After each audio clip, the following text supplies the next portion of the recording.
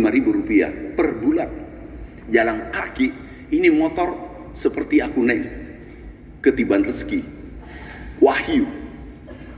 Ini kok tinggal 20 menit. Ini juga jadi persoalan. Bayangkan, kita mau latih 500 orang untuk mengubah Indonesia, tapi diberi waktu 20 menit. Ini juga keliru nih.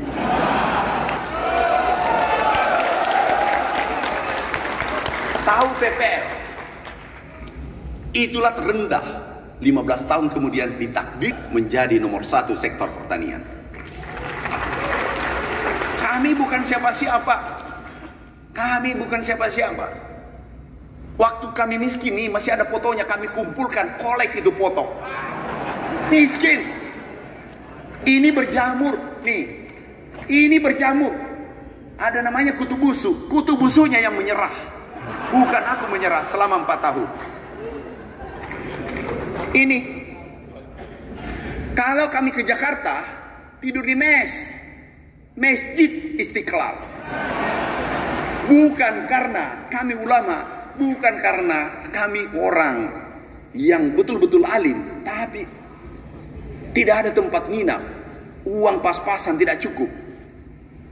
Kantor kami dulu kecil. Ini kantor kami dulu di desa. Nih, kecil. Kami 12 bersaudara. Ini 12 bersaudara. Ini bukan tenaga kerja, ini saudara saya. Ini saya. Ini yang gubernur terpilih Sulawesi Selatan, nomor 11. Ini Bupati Bone terpilih. Sekarang. Ini polisi, ini tentara, ini ikut di perusahaan. Ibuku, ayahku pesan, satu pesan yang kami pegang, jangan pernah memakan haknya orang lain. Kondisi apapun. Ini pahit, tidak semua orang bisa kita buat senang. Kemudian masuk ke pertanian. Izin Bapak Presiden, berikan kesempatan kami. Karena kami masuk di pertanian, El Nino di luar, El Nino di dalam. Tsunami di luar, tsunami di dalam. Di dalam El Nino, karakter El Nino, ada masalah korupsi. Di luar ada El Nino kekeringan. Kami beresin dalam waktu bersamaan. Ada 27 pengusaha, kami blacklist. Mudah-mudahan tidak ada dalam ruangan ini. Kami lapor Bapak Presiden, izinkan, ini yang merusak negara. Begitu kami blacklist, dan dari pertanian ada 11 non-aktif, sudah tersangka, kami sudah terima. 1-2 hari lagi, mungkin 1-2 minggu, kami masih lelah, saya pecat. Ada lagi kami pecat. Ini yang merusak ini negara. Kalau aku biarkan sama dengan beternak kejahatan. Benar Bapak Ibu? Kapan negara ini menjadi superpower? Negara kita ini poco-poco. Tahu poco-poco? 2 kali maju, 2 kali mundur. Mutar di situ aja. Benar? Sudah siap mengantar Indonesia Mas?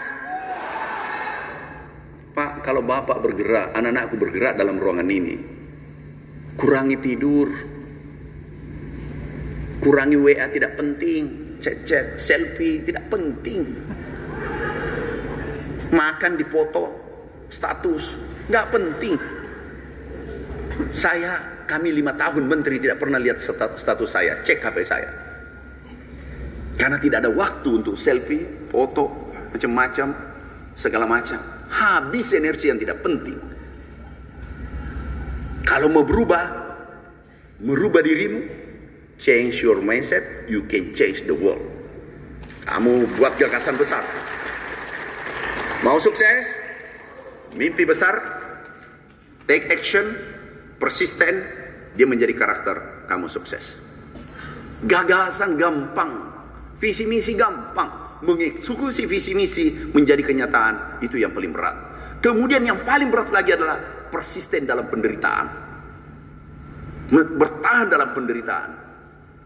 You kira saya tidak pernah gagal? Gagal berkali-kali. Sudah gagal dalam bisnis, gagal pula dalam bercinta. Iya, aku ditolak. Saya beritahu, pada saatnya nanti kamu menyesal. Ini kisah menarik, karena ini saya dikasih jam siang. Aku selang-seling, Pak Ketua. Ini kisah nyata. Kami jatuh cinta dengan teman-teman kos-kosan yang punya kos-kosan. Harapan kami gratis. Kami ditolak. Modus juga. Saya masih ingat, saingan saya adalah dia kuliah di perguruan tinggi swasta. Dia bawa mobil Kijang. Yang satu Vespa, ada mobil Vespa dulu. Saya jalan kaki, sendal merah putih. Karena anak kos-kosan, tempat kos-kosan tadi. Coba tunjukkan kos-kosan saya. Aku tertolak. Aku tahu diri. Apa-apa, kamu tolak. Saya katakan ini awal kebangkitanku. Saya harus bergerak sebelum ajal menjemputku. Dan saya harus merubah nasibku. 15 tahun, 2024 dilantik jadi menteri. Ada undangan, ketemu semua alumni. Kami ketua alumni. Belum ketua alumni waktu itu diundang pembicara. Baik, aku beritahu Mas Comlang, sobat, bro, cari yang bersangkutan. Ada 4.000 yang hadir. Aku katakan hambar hidupku kalau yang bersangkutan tidak hadir. Begitu kami naik panggung, pas di pojok belakang, aku sudah lihat. Bayangkan tajamnya penglihatan, 4.000 orang aku bisa melihat dari jauh. Begitu dahsyatnya kekuatan cinta. Aku lihat dari jauh. Pidatolah dan seterusnya. Kisah di kos-kosan. Kos-kosan tadi pas di depannya, dia kos-kosan. Selesai pidato, saya di hotel karena saya sudah menteri, dikawal. Tiba-tiba ada tamu minta waktu. Aku lihat, ini Mas Comlan dulu, Mas Comlannya dia. Minta waktu. Oke, naik. Mas Comlannya peluk saya. Kak, maafkan. Dia juga nangis. Saya bilang, pelukan ini aku tunggu 15 tahun yang lalu.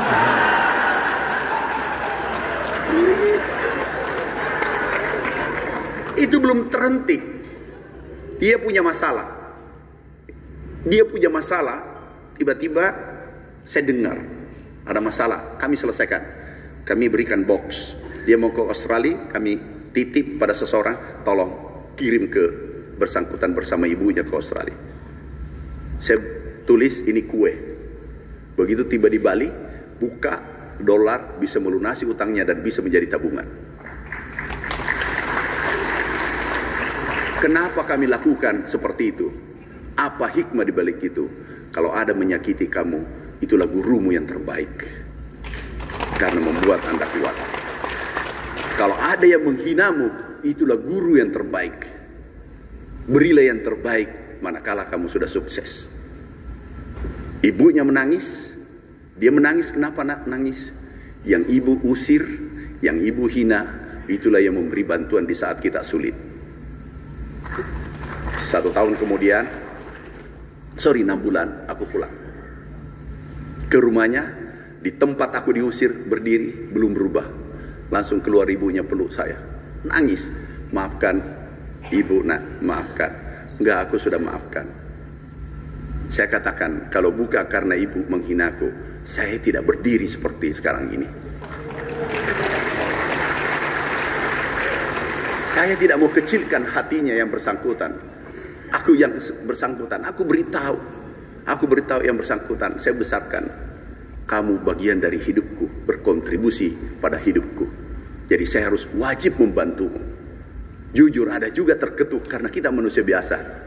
Bu, kenapa sih pelukan ini kau tidak berikan dulu? Dia memang orang kaya, kerja di Pertamina waktu itu. Sampai sekarang hubungan kami baik. Apa hikmah di balik itu? Anak muda, jangan pernah kau simpan dendam. Kami pada presiden masih berguru, luar biasa ikhlasnya beliau. Saya tidak usah jelaskan karena pasti banyak wartawan. Ikhlasnya tingkat tinggi. Yang menyakiti pun dia balas. Itu belum aku bisa rebut. Aku baru belajar, baru membalas kisah cintaku. Ini belum pada tingkat tinggi. Bapak Ibu, anak-anakku sekalian, mau sukses, jangan pernah rawat dendam. Kamu tersesat. Dan balaslah dengan kebaikan. Karena kalau ada orang menekanmu, itu adalah guru terbaikmu. Dia menginginkan Anda menjadi berlian atau emas. Setuju? Yang pernah patah hati, datang minta maaf kepada yang bersangkutan setelah tinggalkan ini ruangan, atau minimal telepon, sayang, maafkan saya, jodoh bukan di tangan kita. Oke, Bapak Ibu sekalian. Kemudian ke milenial, kami ingin mengantar Indonesia menuju lumbung pangan dunia. Kami yakini, yang penting jangan kami diganggu. Yang penting jangan diganggu. Tahu saudaraku, tidak ada negara menginginkan Indonesia swasembada pangan. Omong kosong. Kenapa? Kita pasar terbesar, 282 juta, nomor 4 dunia, dan nomor 1 untuk beras. Nggak ada yang menginginkan ini Indonesia maju. Omong kosong. Dan ada pengamat, izinkan Pak Ketua, ada pengamat menyerang dari awal. Tunggu saja, sebentar lagi aku penjarakan dia. Dia koruptor dan mafia, seorang guru besar. Tunggu aja sebentar. Dan dia minta maaf, mau ketemu. Enggak, kamu sekali musuh negara, kamu harus berhadapan negara. Saya wakili negara. Nggak boleh. Mana negara lain ingin pasarnya hilang. Oleh karena itu, kalau ada 500 bergerak bersama-sama, kami yakin swasembada kita rebut dalam waktu sesingkat-singkatnya. Kami sangat yakin. Sekarang stok kita, mau Ramadan, stok kita terbanyak. Tahu Bapak Ibu, ada yang mengatakan impor kemarin? Iya, karena ada El Nino. Rencana kita sudah diputusin rata 10 juta ton. Tapi alhamdulillah 3 juta ton lebih kita impor, dan sekarang stok kita banyak.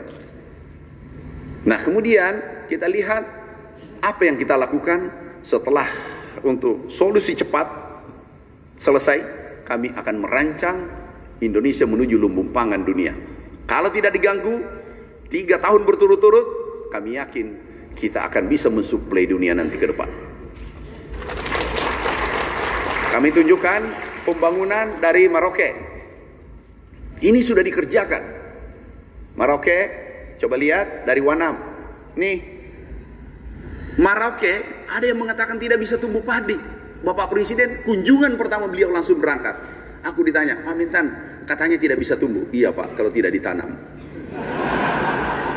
Terus yang beritahu saya, dia tidak pernah tanam padi. Karena di Jakarta, dia tanam beton. Jadi dia tidak ngerti tanam padi. Geleng kepala beliau. Rencana beliau 1 jam. 1-2 jam. Beliau tinggal 5 jam. Pak, ini sudah beres, langsung panen. Beliau naik, langsung panen. Saat beliau wawancara, karena beliau orang hebat, presiden kita hebat, langsung memanggil 2 orang. Ini dipanggil. Ini yang menentukan nyawa saya, nasib saya, 2 orang. Langsung ditanya, Bapak, kamu asli sini? Iya. Kamu punya sawah? Iya Pak. Dulu produksimu berapa? 3 tahun. Sekarang berapa? 7 tahun. Aku selamat. Yang satu lagi ditanya, kamu tanam dulu berapa kali? 1 kali. Sekarang 3 kali. Terus gimana menteri ini? Pak, jangan diganti-ganti ini menteri. Aku mau sangoni tapi tidak mungkin ada presiden di samping. Aku cari tidak ketemu lagi. Mana itu orang? Kenapa? Dia menyelawatkan jiwa ragaku dan harga diri di republik ini. Ini orangnya. Kemudian Wanam. Ini bukan hutan. Tanamannya seperti ini, kecil. Tumbuhan ini.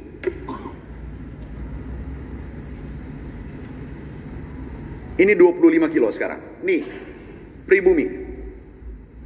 Yang berteriak mengeritik adalah bisa jadi adalah utusan daripada importir. Kedua, utusan dari negara lain. Kami tidak peduli. Selama presiden mengatakan lanjutkan, aku lanjutkan sampai tetes darah penghabisan. Nih. 2 Kemudian kami ingin Indonesia membuat klaster pertanian modern. Apa artinya? Kami membuat klaster semua menggunakan teknologi tinggi. Apa tujuannya? Produktivitas, produksi 3 kali lipat, tapi menekan biaya sampai 70%. Dan klaster ini sejajar dengan Arkansas, Amerika, Jepang, dan China. Ini kami ingin sejajarkan dengan negara maju, negara superpower untuk sektor pertanian. Kita punya sumber daya, demografi, geografi, dan seterusnya. Kita punya lahan, luas. Nih lahannya. Kita punya teknologi, ini teknologi kita bangun sendiri. Ada milenial, seperti Bapak, milenial generasi Z. Bahkan ada generasi kolonial pun ikut, kalau kami sudah memberikan motivasi di lapangan. Ini, bisa lihat Maroke. Mana Maroke? Nih. Ini saudara kita di sana. Jadi yang berteriak itu adalah yang punya kepentingan sesaat dan tidak ingin melihat Indonesia maju. Nih. Kemudian ada testimoni, kita lihat. Mana testimoni? Nah ini, tolong besarin deh suaranya. Suaranya mana? Enggak ada. Pendapatan 1 juta per hari. Bersih dia dapat dengan timnya, per hektar 3 juta. Ada suaranya nggak? Nggak ada ya. Ini stop. Pendapatannya 15 sampai 20 juta per bulan. Kita berikan alat pertanian, kita bimbing mereka. Dan kami lakukan sejak 2015. Transformasi pertanian tradisional ke modern. Jangan pertanian kotor, pertanian miskin. Kita ini negara agraris, berada di khatulistiwa. Kita ini negara agraris. Keunggulan komparatif kita, karena kita berada di khatulistiwa. Jerman, Amerika, itu bertani 8 bulan. 7 bulan, 5 bulan Rusia, Jepang. Kita ini 12 bulan. Persoalannya terkadang agak malas sedikit. Dia terlalu rajin, kita kurang-kurang rajin. Itu perbedaannya, tipis perbedaannya. Tapi aku yakin dengan hadirnya pemuda tani Indonesia, ini akan merubah Indonesia, wajah Indonesia ke depan. Tahu kami uraikan dulu mekanisasi. Sapi digunakan menjadi traktor, biayanya turun 70%. Kemudian tanam pakai tangan. Ini bisa 2 jam, ini 25 hari satu orang. Atau 25 hauka. Ini rice transplanter. Ini buatan kita, kami rancang di 2015. Kemudian nyemprot pakai drone. Panen ini 25 orang. 1 hektar. Ini hanya 2 jam. Kita menggunakan dryer nantinya ke depan. Kita sudah mulai dari sekarang. Nah kita lihat alatnya bisa bergerak sendiri. Milenial, nah nih. Otonomos. Nih. Mimpi saya, kita di sini seminar, kita di sini ada pengarahan, tapi bertani di Papua, ditombol dari sini. Itulah Indonesia ke depan. Ini alatnya tanam sendiri. Ini tanpa operator nih, cantik tanamannya. Ini tidak sakit pinggang kalau gini. Ya kan? Kami rancang di 2026. Nih. Ini orang kita, aku gunakan anak-anak kita. Awalnya ada yang menarik. Ini tidak begitu saja terjadi. Awalnya kami panggil ahli. Namanya Pak siapa namanya itu? Yang merancang ini alat. Pak Hastu. Pak Hastu, masa aku ingat dirjennya tidak ingat? Coba ingatannya, berarti saya masih muda. Itu ukurannya masih muda. Saya beritahu Pak Hastu, tolong buat. Tahu pertama lari mundur. Kedua tanam, pucuk tengah dia tanam. Saya bilang ini alat tanam beneran. Kemudian diperiksa BPK. Ini berbahaya Pak, macam-macam bla bla. Saya bilang Pak, Bapak bagian membuat Indonesia tidak maju. Ini lampu yang menyala. Ini dibuat oleh Thomas Alva Edison. Percobaannya 10.000 kali diadakan. Kalau dia berhenti pada titik 999, ini tidak menyala. Kami ini maaf, kami punya hak paten 4. Racun tikus dulu, tiran, tikus diracun oleh Amran. Itu racun tikus yang saya buat. 3.000 kali aku teliti. Uji coba itu selama 3 tahun, uji coba 13 tahun. Baru mengantar saya menjadi menteri. Nggak mudah, tapi konsisten pada tujuan. Nah ini dibangun, dulu dia salah dan seterusnya, diperiksa, terus mengeluh dirjennya, direkturnya, Pak Menteri, ini diperiksa, nggak apa-apa, kamu ditangkap, di penjara nggak masalah, biar ada CV-mu pernah di penjara dalam kebenaran. Terus Pak Menteri ya jangan menteri, dirjen 16, nggak apa-apa, 1 masuk, demi Indonesia, demi merah putih.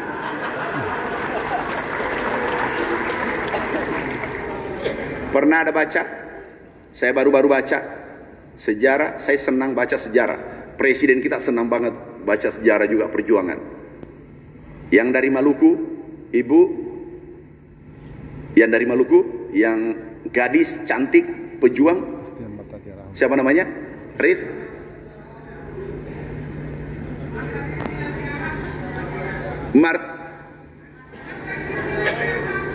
Iya, Marta Dina Tiahu. Yang mana tahu tadi? Sini.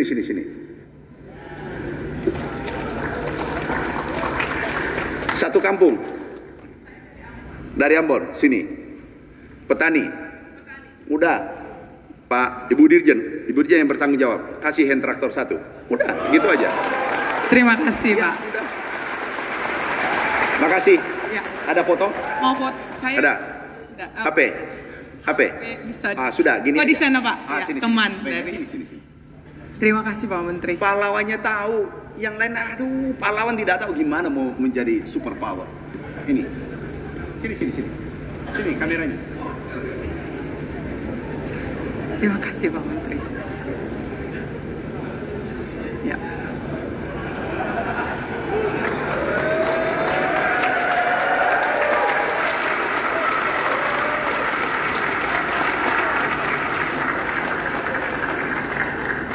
Ini topi Marta Kesejahteraan. Oh, hebat. Kasih ya. Ya, makasih Pak. Itu luar biasa. Tahu aku baca sejarahnya.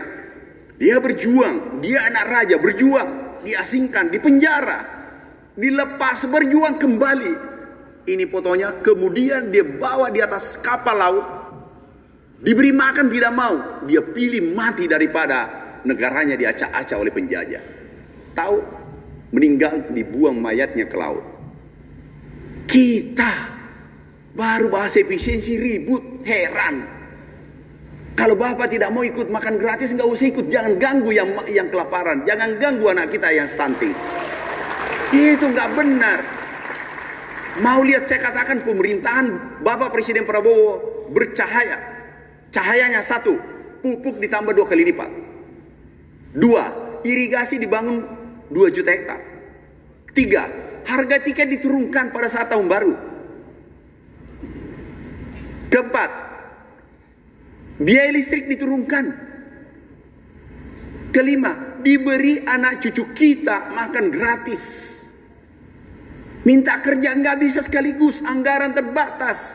Tidak ada presiden yang bisa menyelesaikan persoalan bangsa sekaligus. Makanya ada tahapan. Ini Indonesia bercahaya. Tahu kenapa beliau tingkat kepuasan publik 80%, tertinggi. Padahal baru 100 hari memimpin, tapi mengambil kebijakan ekstrim demi rakyat Indonesia. Dan kami saksinya karena kami ikut. Kita dukung beliau, kita dukung negara Republik ini. Setuju? Nah, kami tunjukkan ini tadi saudara kita, mimpi kami adalah membuat klaster pertanian, kemudian pemuda turun. Syarat pemuda turun, 1, menguntungkan.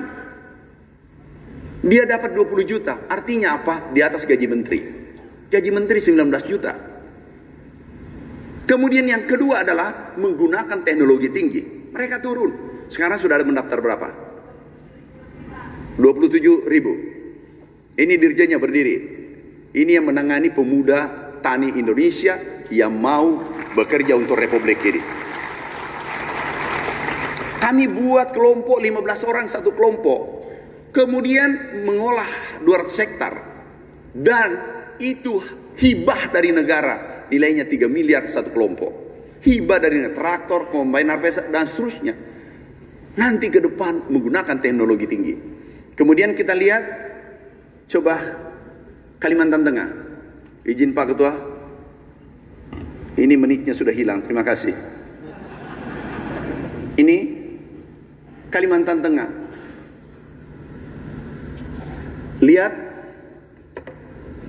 ini dibangun, tahu dibangun, Orde Baru sampai hari ini. Irigasinya dibangun cantik, sawahnya tidak ada. Itulah hebatnya orang Indonesia. Pokoknya, biarkan negara hancur, yang penting sesuai prosedur. Yang kedua, ego sektoral. Ada gubernur membangun 3 lapangan sepak bola, tidak ada yang jadi. Kenapa? Bukan legasi mereka. Rusak cara berpikirnya. Kalau kepala desa, bupati, gubernur, sampai presiden tidak overlap, berkelanjutan, yang hancur adalah APBN. Setuju Bapak Ibu? Yang korban adalah uang rakyat. Nih, presiden minta, Pak Mentan, beresin. Siap Bapak Presiden. Kami laporkan, malam itu juga beresin. Besoknya sudah dicek, sudah beres Pak. Oh siap. Aku baru tiba di Jakarta, baru mau balik lagi ke Kalimantan. Nih Kalimantan, kami langsung kerjakan. Nih sudah tumbuh, nih diolah.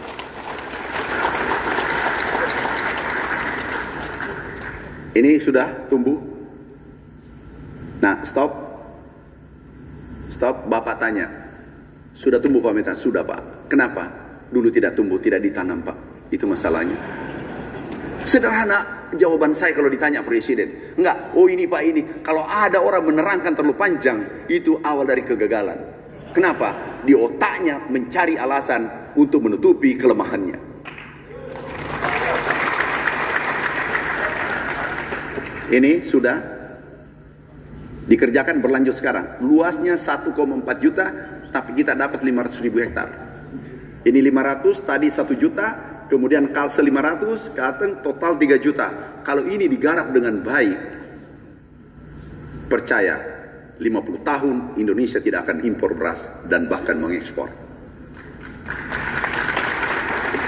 Nih, ini hasil buatan kita semua. Pompanisasi kita gerakkan. Kemudian ke Kalsel, lihat. Ini lahan dulu sawah, stop. Nih pematangnya. Kenapa gagal? 1 juta hektar, 100 hektar, 100.000, 2 juta hektar. Kenapa gagal? Gagal karena tidak holistik pendekatannya. Contoh kecil, lahan di Kalimantan 400.000 hektar. 400 hektar. Pemiliknya 1 orang. Kita olah ini tanah seperti ini, kemudian ditinggalkan. Tidak mungkin 1 orang mau mencangkul 400 hektar, itu 20 tahun baru selesai. Sudah ada cucunya baru selesai.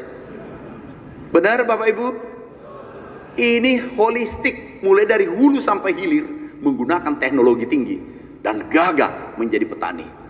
Karena pasti sejahtera ke depan. Ini kami sudah bongkar, sudah mulai dibongkar. Kemudian Sumatera Selatan. Coba lihat Sumatera Selatan nih. Pak Safri, karena rada-rada tidak percaya dikit mungkin, Pak Safri, Pak Mentan, aku mau lihat besok. Siapa? Kita ke lapangan. Nih. Dulu tanam 1 kali jadi 3 kali. Dulu produksinya 3 ton. Kenapa? Dihambur. Baru malaikat disuruh jaga. Malaikat jaga. 6 bulan baru dia datang lagi. Kan rusak. Inilah petani Indonesia, tapi tidak ada yang dalam ruangan ini. Hambur baru pergi. Nanti mau panen pergi intip lagi. Orang rusak. Tapi di sini tidak ada, semua orang baik. Ini kami, ini 2016 kami bangun ini. Ternyata dia masih ada dan sudah, cuma tidak dilanjutkan. Sekarang kita sudah lanjutkan kembali di Sumatera Selatan. Ini kalau kita bongkar semua, kita dengan full mekanisasi, kita dengan teknologi, karena teknologinya kita miliki, ada generasi milenial akan mengantar Indonesia menjadi Indonesia emas. Kalau ini kita empowerment, Republik ini menjadi negara superpower. Siap? Sebelum aku turun, ada yang mau bertanya? Satu, sana.